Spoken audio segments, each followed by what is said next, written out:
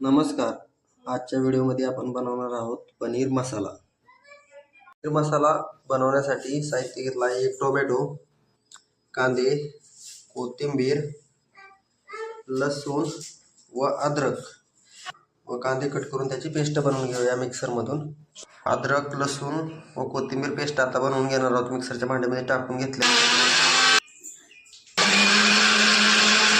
Tomato व कांद्याची gravy अशी तयार झाली आहे. आता पनीर कट करून घेऊया. पनीर कट केला आहे, असे 2 तुकडे केलेत पनीरचे. तेल तापलं आहे. आता पनीर भाजायला तव्यावर टाकलं आहे. हे बघा, असे एक साईडनं भाजलेलं आहे पनीर.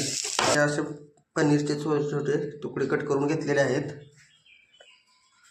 पनीर मसाला बनवण्यासाठी बघा, लाल चटणी घेतली आहे, पनीर मसाला घेतला आहे, हा गरम मसाला घेतला आहे, कोथिंबीर, हे खडे मसाले घेतले आहेत.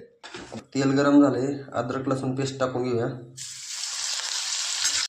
थोडा मोठा लसूण पण टाकलेला आहे वरून. आता खडा मसाला पण टाकून घेऊ. टोमॅटो व कांद्याची पेस्ट पण टाकून घेऊ ग्रेव्हीसाठी. 1 चमचा हळद टाकून घेऊ.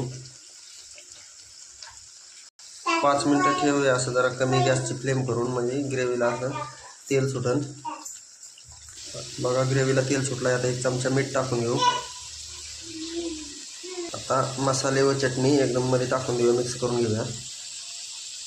थोडी कोथिंबीर टाकली आहे. बघा, आता ग्रेव्हीला अशा प्रकारे तेल सुटलं आहे. आता त्यामध्ये पाणी टाकून घेऊया 1 ग्लास भरून. तोपर्यंत आपण पनीरसोबत खाण्यासाठी भात पण करणार आहोत. हे मसुरी तांदूळ आहेत, ते धुवून घेऊ. आता बघा, असे उकळे आले. आता पनीर टाकून घेऊया. त्यामध्ये पूर्ण मसाला आपला शिजलेला आहे. पनीर टाकून घेतला आहे. आता 2 मिनटं आता ठेवूया असं. आपण जिरा राईस बनवणार आहोत. त्यासाठी पातेल गरम झाले, त्यामध्ये तेल टाकले.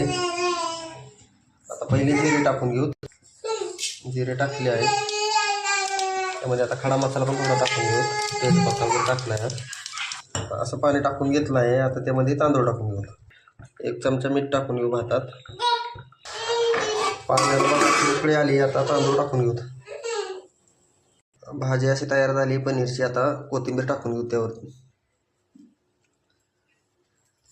अशी तरी वगैरे आलेली आहे.